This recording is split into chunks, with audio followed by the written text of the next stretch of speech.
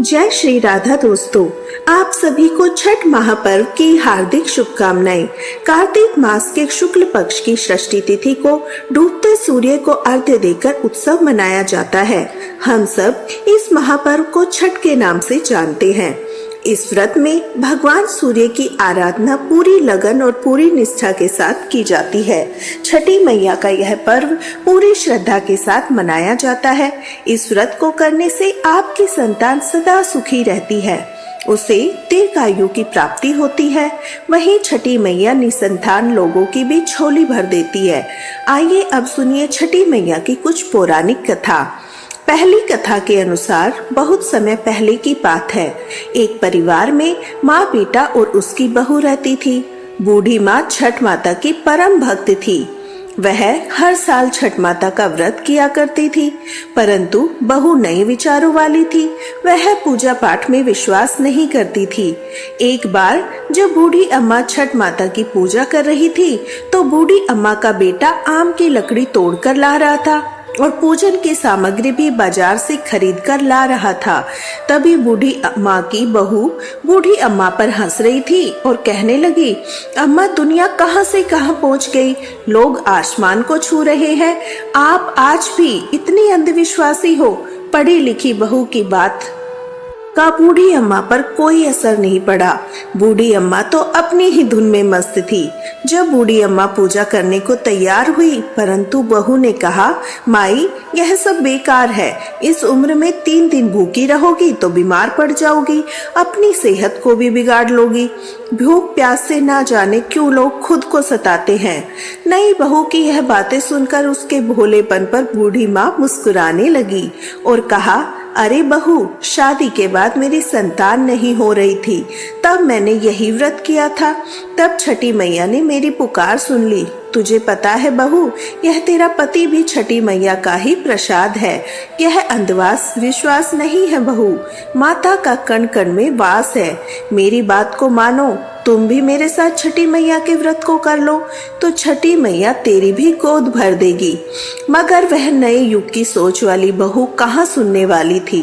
वो मुंह टेढ़ा करके सासू माँ से बोली, मुझको कौन सा दुख है, मैं इस पूजा पाठ को नहीं करने वाली।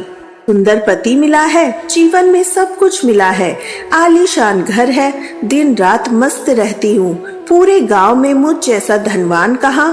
कर्म प्रधान है सासू माँ, कर्म प्रधान। इस दुनिया में बाकी सब बेकार की बातें हैं। सासू माँ के लाख समझाने पर भी बहू पर कोई असर नहीं हुआ।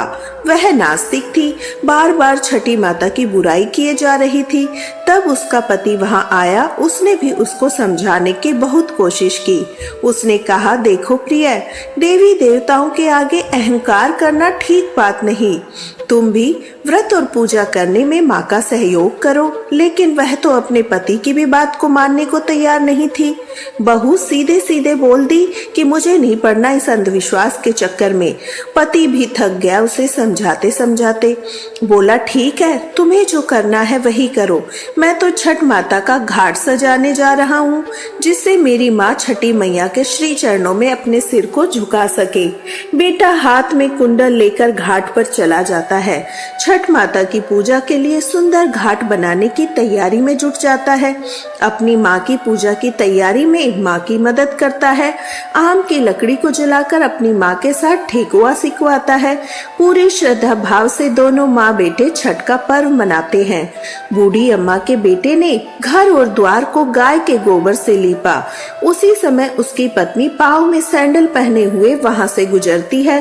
कहती है, हाय, पता नहीं है कौन सा त्योहार है, पूरे घर को गोबर ही गोबर बना रखा है। अब तो घर से बाहर निकलना मुश्किल हो रहा है। कैसे गोबर की दुर्गंध आ रही है। उसने अपने पति से कहा, तुम और तुम्हारी माँ बहुत बड़े भक्त बनते हो। देखो जी, आपके बदन से भी गोबर की बदबू आ रही है। अब तो नहाकर ही घर आना। बहू की बातें सुनकर बूढ़ी अम्मा बहू को समझाती है, अरे बेटा, तुझे नहीं पता गोबर को? तू जब दुर्गंध कह रही है, उस गोबर से बहुत से ऐसे रसायन पाए जाते हैं जिसके लीपने से घर की बीमारियां कोसों दूर चली जाती है। इतना सुनकर बहू और बिगड़ गई। झुंझलाकर बूढ़ी अम्मा से बोली, पहले तो लकड़ी पर ठेकुआ बनाया, अब गोबर से लीपकर पूरे घर को गोबर। इन दोनों की बहस के बीच बेटा आकर बोला, अरे प्रिय, तुम माता से झगड़ा मत करो, चलो अब जाकर तैयार हो जाओ, छठ माता के घाट पर जाने का समय हो गया है। बैंड बाजे वाले को बुलवाकर दोना उठाकर सब घाट की ओर चल दिए। पीछे पीछे बूढ़ी माँ गीत गाते चल रही है, पर बहू को तो इन सब में कोई रुचि ही नहीं थी। वह तो सज धज कर मटक मटक कर चल रही थी। बूढ़ी अम्मा और उसके बेटे ने बहू को बहुत समझाया तो बहू अपने पति और सासू माँ के साथ घाट पर तो चली जाती है। वे जैसे ही घाट पर पहुँचती है, पूजा की बजाय मेला घूमने लग जाती है। कुछ देर बाद उसका पति बहू को वहाँ ना पाकर उसे ढूंढने में लग जाता है, तो कहीं हलवाई की दुकान पर स्वादिष्ट पकवान का आनंद उठाते नजर आती है।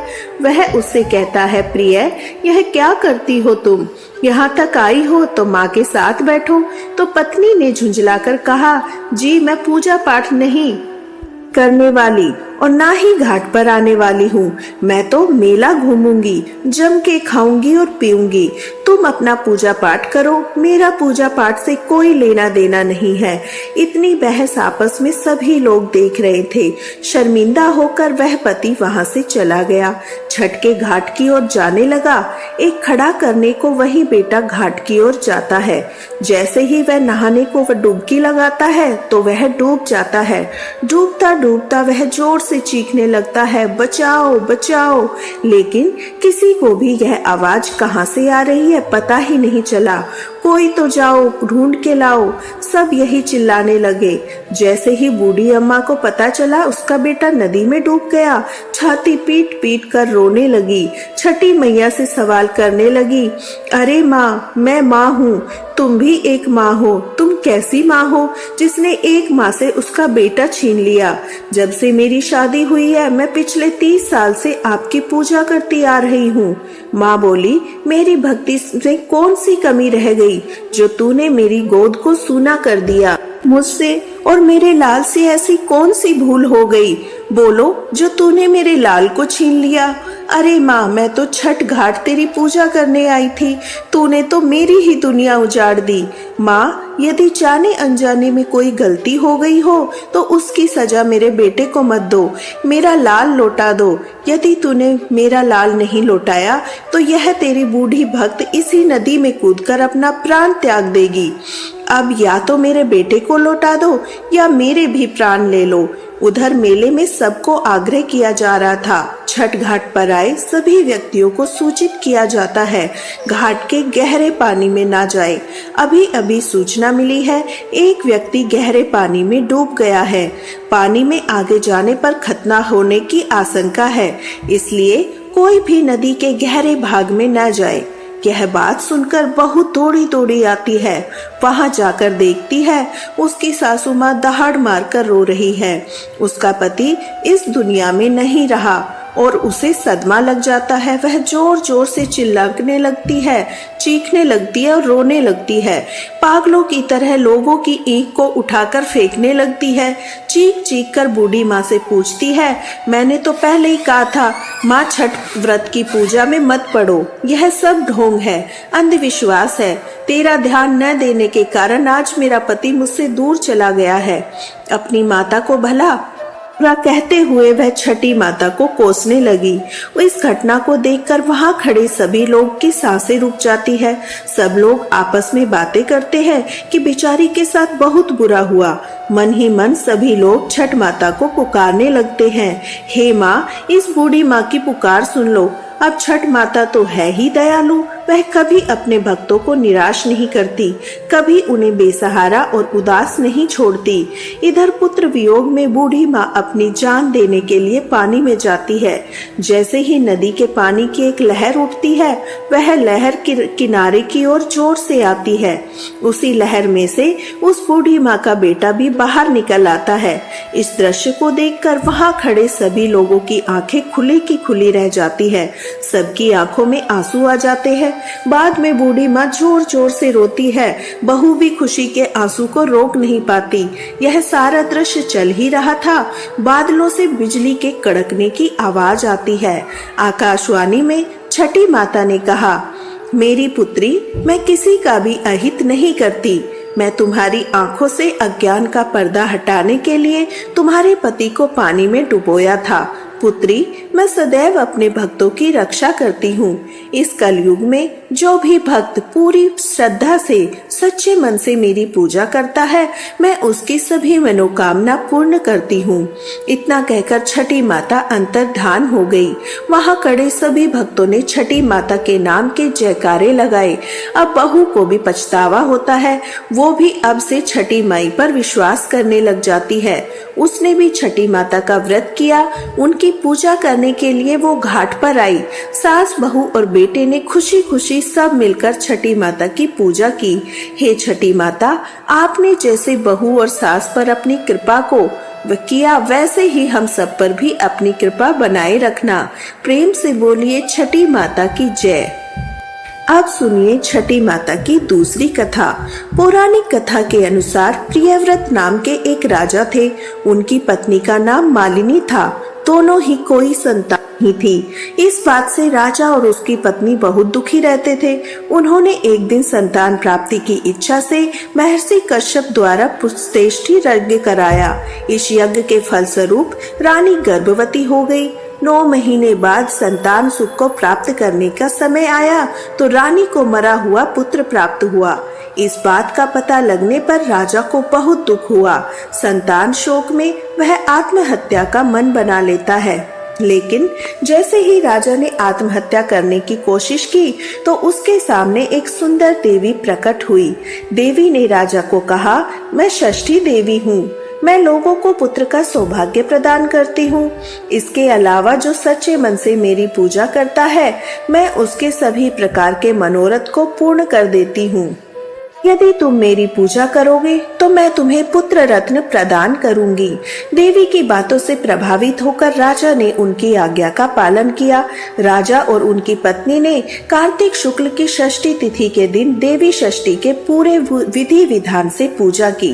इस पूजा के फल स्वरूप उन्हें एक सुंदर पुत्र की प्राप्ति हुई। तभी से छठ का पावन पर्व मनाया जाता है। प्रेम से बोलिए छठी माता की जय।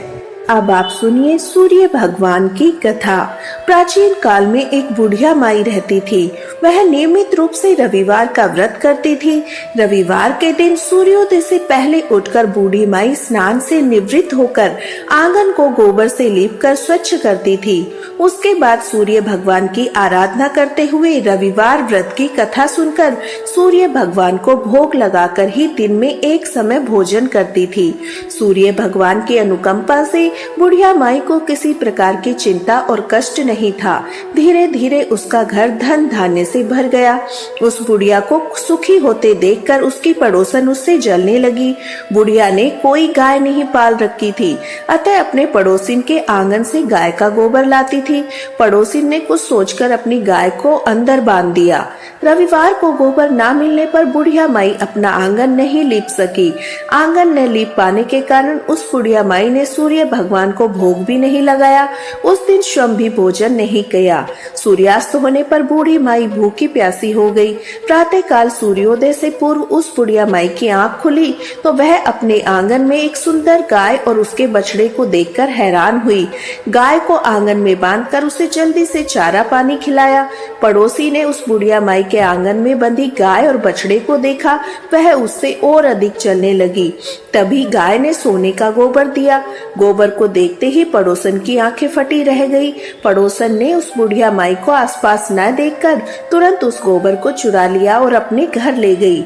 अपनी गाय का गोबर वहां रखाई। सोने के गोबर से पड़ोसन कुछ ही दिनों में धनवान हो गई। गाय प्रतिदिन सूर्योदय से पूर्व सोने का गोबर किया करती थी। पड़ोसन उस गोबर को उठाकर ले जाती थी। बहुत दिनों तक बुढ़िया माई को सोने के गोबर के बारे में कुछ नहीं पता था।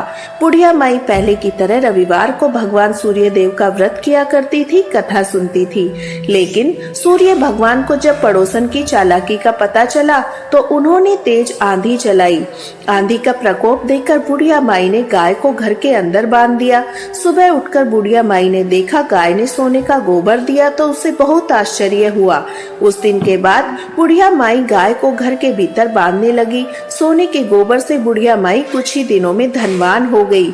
उस बुढ़िया माई के धड़ी होने से पड़ोसन पूरी तरह से जल भूनकर राख हो गई। ने अपने पति को समझा बुझाकर उस नगर के राजा के पास भेजा तो राजा ने अपने सैनिकों को भेजकर बुढ़िया माई से उस गोबर को छीन लिया और गाय को भी छीन लिया। अब बुढ़िया माई बहुत रोने लगी। जब राजा ने सोने का गोबर देखा तो उसके आश्चर्य का ठिकाना नहीं था। राजा ने उस गाय को पूरी तरह से अपना बना लिया। अब इधर रविवार का दिन था। सूर्य भगवान को भूखी प्यासी बुढ़िया माई पर तरस आ गया और उन पर आई करुणा को देखकर उसी रात सूर्य भगवान ने राजा को स्वप्न में कहा, राजन, बुढ़िया की गाय और बछड़ा तुरंत लौटा दो, नहीं तो तुम विपत्तियों का पहाड़ टूट पड़ेगा, तुम्हारा महल नष्ट हो जाएगा। सूर्य भगवान के स्वप्न से पूरी तरह भयभीत राजा ने उठते ही गाय और बछड़ा बुढ़िया को लौटा दिया।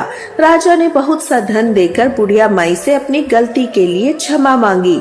राजा ने पड़ोसन और उसके पति को इस दुष्टता के लिए दंड दिया। फिर राजा ने पूरे राज्य में घोषणा करवाई, सभी स्त्री और पुरुष रविवार का व्रत करेंगे। रविवार का व्रत करने से सभी लोगों के घर धन धान्य से भर गए। राज्य में चारों तरफ खुशहाली आ गई। स्त्री पुरुष अपना जीवन यापन करने लगे। उसी दिन से हर रविवार को व्यक्ति अपने घर की लिपाई गोबर से करने लगे और भगवान सूर्य देव को प्रसन्न करने लगे। प्रेम से बोलिए, श्री सूर्य नारायण भगवान की जय। जय हो सूर्य देवता। हे सूर्य भगवान, जिस प्रकार आपने बूढ़ी माई को दिया उसी तरह अपने भक्तों को कथा कहने वाले, सुनने वाले, हुंकार भरने वालों को देना। जय हो सूर्य देवता की। अब आप सुनिए भगवान गणेश जी की कथा। एक समय की बात है, विष्णु भगवान का विवाह लक्ष्मी जी के साथ निश्चित हो गया। विवाह की तैयारी होने लगी। सभी देवताओं को निमंत्रण भेजे गए, परंतु गणेश जी को निमंत्रण नहीं दिया। कारण जो भी रहा हो, अब विष्णु भगवान की बारात जाने का समय आ गया। सभी देवता अपनी पत्नियों के साथ विवाह समारोह में गए। उन सब ने देखा कि गणेश जी कहीं नहीं दिखाई दे रहे हैं। तब वे आपस में चर्चा करने लगे, क्या गणेश जी को न्योता नहीं दिया है? स्वयं गणेश जी ही नहीं आए हैं। सभी को इस बात पर बड़ा आश्चर्य हुआ। तभी सभी ने विचार किया, विष्णु भगवान से ही इसका कारण पूछना चाहिए। भगवान विष्णु से पूछने पर उन्होंने कहा, हमने गणेश जी के पिता भोलेनाथ जी को न्योता भेजा है। यदि गणेश जी अपने पिता के साथ आना चाहते हैं तो आ जाते। अगर अलग से न्योता देने की क्या आवश्यकता है? दूसरी बात यह है कि उनको 1.25 मूंग, मन चावल, 1.25 मन घी, 1.25 मन लड्डू का भोजन दिन भर में चाहिए। यदि गणेश जी नहीं आएंगे तो कोई बात नहीं। दूसरों के घर जाकर इतना सारा खाना पीना अच्छी बात नहीं है। इतनी वार्ता कर ही रहे थे, किसी ने सुझाव दिया, यदि गणेश जी भी आ जाए तो उनका द्वारपाल बनाकर बिठा देंगे और आप उनसे अपने घर की देखभाल करा लेना। आप तो चूहे पर बैठकर धीरे धीरे चलोगे तो बारात से पीछे रह जाओगे। यह सुझाव भी सबको पसंद आ गया तो विष्णु भगवान ने भी उनकी सहमति दे दी। होना क्या था, इतने में गणेश जी वहां पहुंचे। उन्हें समझा बुझाकर घर की रखवाली के लिए बिठा दिया। बारात चल दी। तब नारद जी ने देखा गणेश जी तो दरवाजे पर ही बैठे हैं, तो वे गणेश जी के पास गए और रुकने का कारण पूछा। गणेश जी से कहने लगे, विष्णु भगवान ने मेरा बहुत अपमान किया है। नारद जी ने कहा, आप अपनी मूषक सेना को आगे भेज दे तो वह रास्ता खोद देगी, जिससे उनके वाहन धरती में धंस जाएंगे। तब आपको सम्मान पूर्वक बुलाना ही पड़ेगा। अब तो गणेश जी ने अपनी मूषक सेना जल्दी से आगे भेज दी और सेना ने जमीन खोली कर दी। जब बारात वहां से निकली तो रथों के पहिए धरती में धंस गए। लाख कोशिश करने पर पहिए नहीं निकले। सभी ने अपने अपने उपाय किए, परंतु पहिए तो नहीं निकले, लेकिन जगह जगह से टूट गए। किसी को समझ ही नहीं आ रहा था अब क्या किया जाए। अब तो नारद जी ने कहा, आप लोगों ने गणेश जी का अपमान करके अच्छा नहीं किया। यदि उन्हें मनाकर लाया जाए तो आपका कार्य सिद्ध हो सकता है और यह संकट टल सकता है। शंकर भगवान ने अपने दूत नंदी को भेजा। वे गणेश जी को सम्मान पूर्वक लेकर आए। गणेश जी का आदर सम्मान के साथ पूजन किया। तब कहीं रथ के पहिए निकले। अब रथ के पहिए निकल तो गए, परंतु वह टूट फूट गए तो उन्हें कौन सुधारे। पास ही के खेत में एक हाथी काम कर रहा था। उसे बुलाया बताया गया। खाती अपना कार्य करने से पहले श्री गणेशाय नमः कहकर गणेश जी की वंदना मन ही मन करने लगा। देखते ही देखते खाती ने सभी पहियों को ठीक कर दिया। तब खाती कहने लगा, हे देवताओं, आपने सर्वप्रथम गणेश जी को नहीं मनाया होगा और ना ही उनका पूजन किया होगा, इसलिए तो आपके साथ यह संकट आया है।